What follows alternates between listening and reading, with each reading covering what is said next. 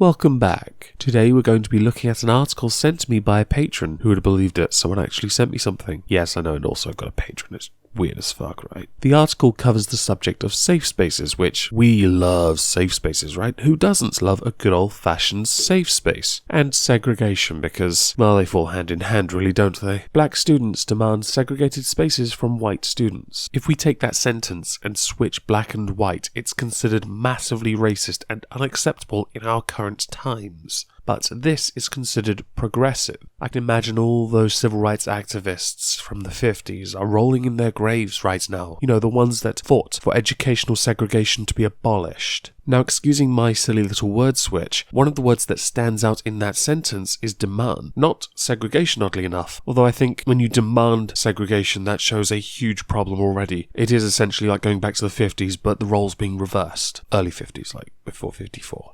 Now, the reason demand is so interesting to me is because, for the most part in life, you're supposed to earn things. You never expect nor demand respect. You never expect to get anywhere. You don't demand to get anywhere. You earn it. But these people are demanding segregation from white students. That either implies a huge problem with how they are being treated, or they just want space away from white people for the sake of it. I guess we'll only know for certain when we get further into this article. Black college students across the country have demanded that they be segregated from white peers, calling for safe spaces on campuses meant only for so-called students of colour. Am I the only person that gets mildly irritated when I hear black people speaking on behalf of all people of colour? As if people of colour that are not black can't speak on issues themselves. The requests for segregated spaces are found among some of the demand lists put forth by students who took part in protests this fall alleging their campuses are oppressive, discriminatory, and represent institutionalised racism. I've linked that website below. There are quite a few interesting demands, first of all being Black Liberation Collective demands. 1. We demand, at the minimum, black students and black faculty to be reflected by the national percentage of black folk in the country. I love the word folk. I do think it's fairly redundant when you consider some states have a lower percentage of people of colour than other states. I also don't see a point in assigning a quota to each university so that they have to have a certain number of black people, they have to have a certain number of Hispanic people. When you go to college and the college chooses to accept you not because of your gender, it certainly shouldn't be anyway, but I know some do. It shouldn't be because of your race, it shouldn't be because of your faith, it should be because you are the best person that they can mould into something more. 2. We demand free tuition for black and indigenous students. Get fucked.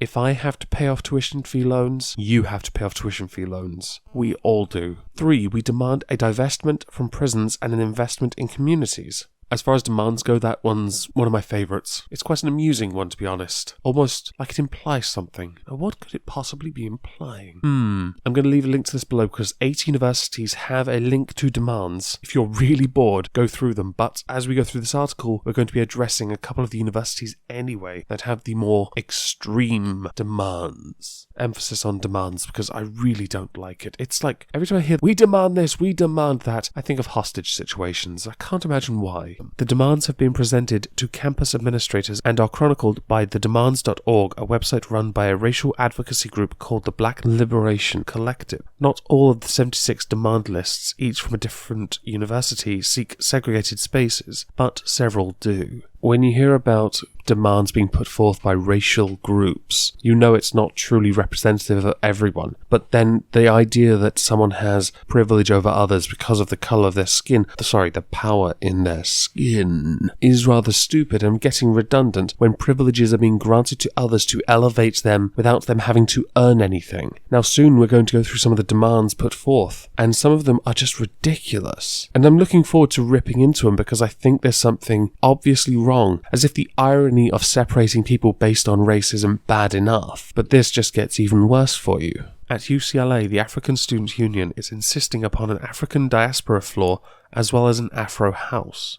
It's not like there are facilities available already for people to be able to integrate better into the culture of Los Angeles, which, if a diaspora house exists in, must imply that Los Angeles is somewhat intolerant already, which in itself is rather stupid considering how multicultural it is. Now, as I'm rather special and don't have an afro, I can only guess what an afro house is. It is either a house for those with afros, and afros of course only the property of black people, although I have seen white people with afros, ginger ones no less, or it is Afro House a style of music. I'm hoping the former, but it's most likely the latter. Learned to like metal, it is superior to house music. Black students lack spaces where they feel safe and comfortable, the UCLA demands state. If black students don't feel safe, rather than creating safe spaces or exclusionary environments which will inevitably create more racially based problems, would it not be wiser to show how inclusive the campus already is without pandering to groups that will make an already progressive environment look like it is still in the 40s? The African Diaspora Floor is a way for us to connect more to other black students, the African Student Union and the Afro AM department. I feel like my previous comment covers this sufficiently. However, I'm up for a bit of a ramble on this subject. When you go out of your way to create a space or multiple spaces designed to give people of other races freedom to embrace heritage and make it seem like their identity is solely about their skin and not something unique to them, i.e. they are drawn to their skin and their character and choices are not their own. I have zero problem with people embracing their heritage. I'm English and very proud of that, but universities are places of learning and not of pandering to groups that have been misled and are being made to be scared of isolated instances and bogus propaganda that is being passed off as fact.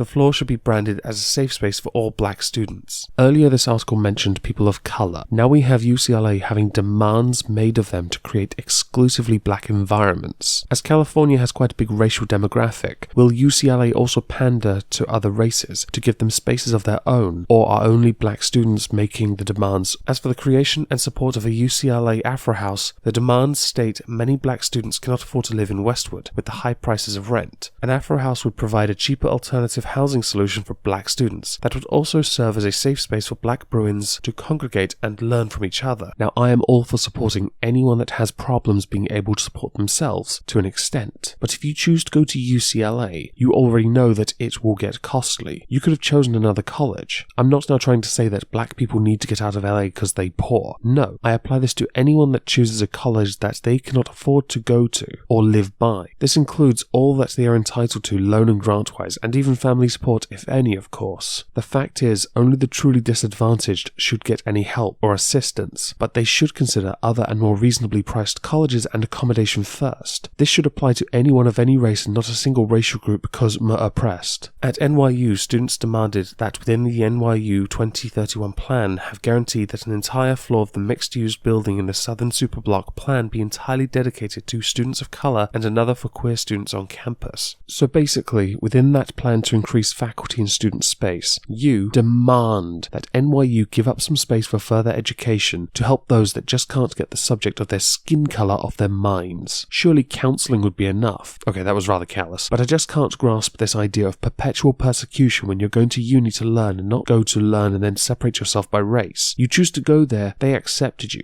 Unless you did nothing to earn that slot, you'll be treated fairly. Unless, of course, you did get in because of your race, then someone will eventually notice and might point it out. But don't worry, you can just call them racist for doing so, thereby saving yourself from any criticism. Students at UC Berkeley demanded the creation of an African American Student Development Resource Center with a designated office space as well as a space for hosting events at a central campus location.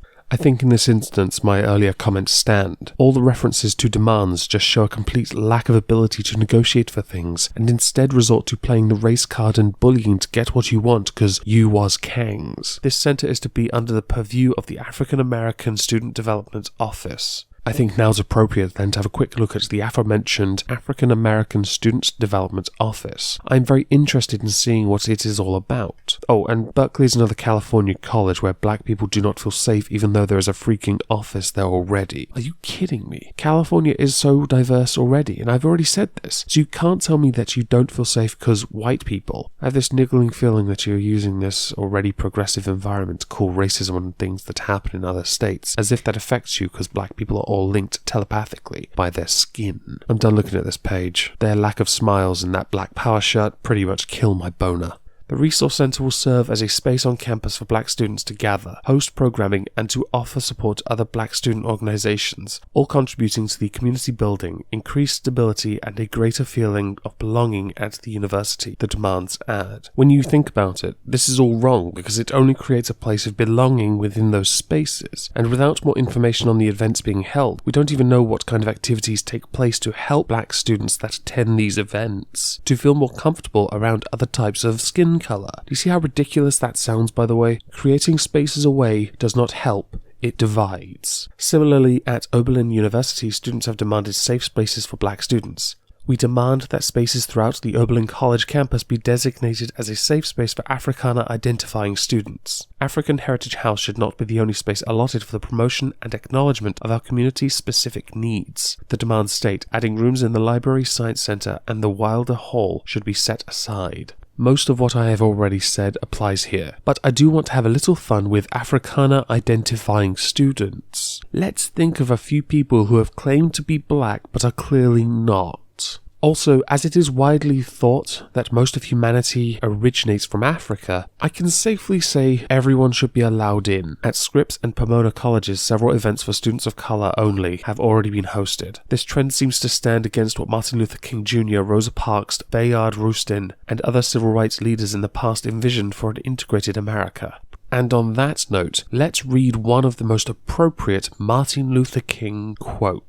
Segregation not only harms one physically but injures one spiritually. It scars the soul. It is a system which forever stares the segregated in the face, saying, "You are less than, you are not equal to." Professor James Huffman, Dean Emeritus at Lewis and Clark Law School in Oregon, recently wrote on the phenomenon of modern segregation. He pointed out universities have made race such a central issue that students view the world through such a lens, underscoring that students tend to hang out with similar students automatically, and most campuses illustrate as much. I'm going to read this entire passage uninterrupted, so if you want, feel free to skip ahead a bit if you don't want to hear what the white man has to say. Do students of color hang out together because they feel disrespected and discriminated against, because they are excluded, or is it a matter of choice rooted in a racial pride, perceived cultural difference, and a desire to preserve and protect what differs from the dominant white color? Huffman wrote for the Hoover Institution. While the protesters would surely assert their right to racial self-segregation for reasons of pride, solidarity, and culture, they do not hesitate to claim that disrespect and discrimination by other students and school officials prevent their full and equal participation in the university. At the crux of the issue, he explained, the vast majority of our colleges and universities have made race and racial difference central to almost everything they do. There is nothing subtle about the most pervasive form of racial discrimination prevailing at most American colleges and universities today. It is done in the name of lifting up those that have been discriminated against in the past, Huffman wrote. But there should be a little wonder that the intended beneficiaries of this allegedly benign discrimination feel themselves isolated and treated differently. By design, universities have isolated them and treated them differently. Now, before we finish, on the screen you're seeing some of the comments that were left on this article. I have, of course, removed the names because, well, I'm not a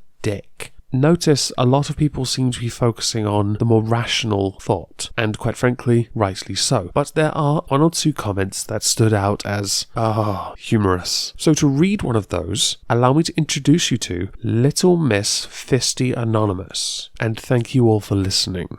Whites should no longer provide any kind of help, including donations. If this shit is true, they won't get the time of day from me, and I'll make sure my gun is always with me. Obama has created this racial division, and he should be proud. It's working.